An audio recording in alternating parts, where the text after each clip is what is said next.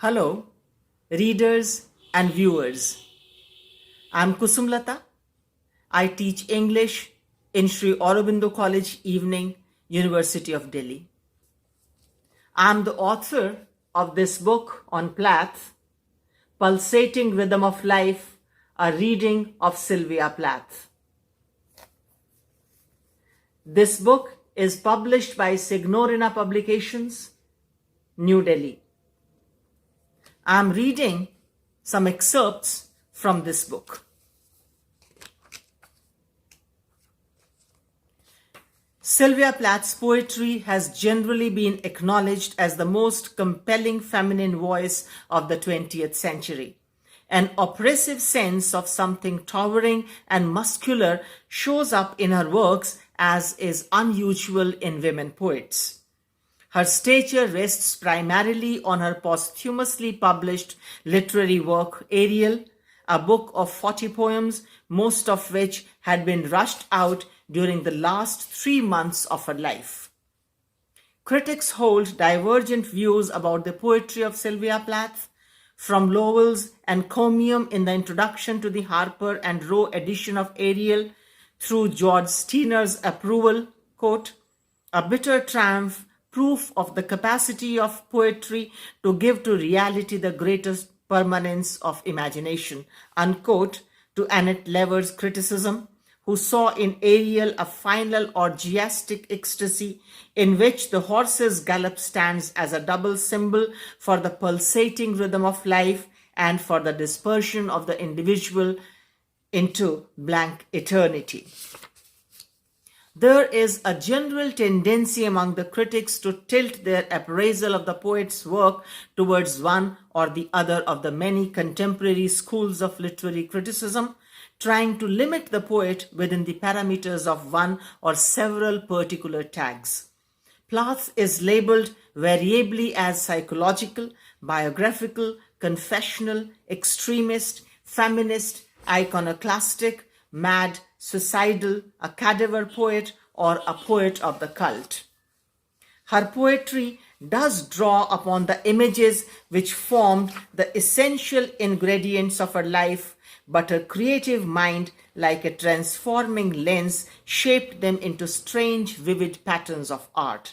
The flux and the mess of experiences is worked into a form. Personal element is fictionalized and highly dramatized before it is allowed to float in the mainstream of poetry. However, on reading the horde of criticism of the poet's works, it is baffling to observe that on examining the various aspects of poetic diction, literary indebtedness, biographical sources, dramatic aspect, and the different thematic aspects, an overall impression is established that what concerned the poet was disillusion, despair, destruction, horror, and above all, death.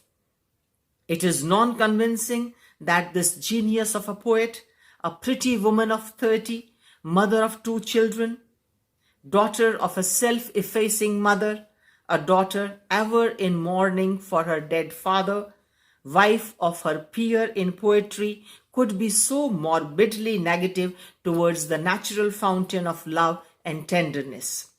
To dig out the cause of this overt inversion, it becomes necessary to study her work from an angle which should enable one to know how, where, and in what disguise does the milk of human kindness and a faith in the tender strength of love relationships, so central to a woman's heart and so indispensable for human existence, gets expression in the poetry of Sylvia Plath. Sylvia Plath may be somewhat removed in her treatment of the love theme, but not as far removed as to efface the element of love from her poetry altogether. She does explore in her writing, within the framework of art forms, relationship with mother, father, husband, children, her own self, and the society of the age of the atomic bomb. Expressions of anger, resentment, violence, mutilation, and annihilation act as guises for love, as the death drive and love force run parallel to each other. She does not allow herself to be awed down by these forces. She would not accept them as controlling or guiding forces. Rather, she maintains full control over these two abstract and the oft regarded awful and respectable poetic themes.